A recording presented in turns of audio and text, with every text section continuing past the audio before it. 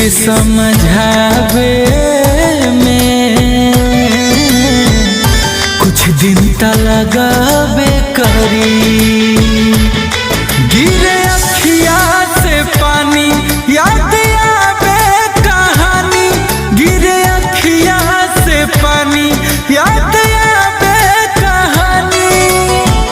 इलोरवा सुखावे में है कुछ दिन त लगावे करी हो। दिल के समझावे में कुछ दिन त लगावे करी। टूटे हुए कांच की तरह चकनाचूर हो गया हूँ, किसी को चुभ ना जाऊं इसीलिए सबसे दूर हो गया हूँ।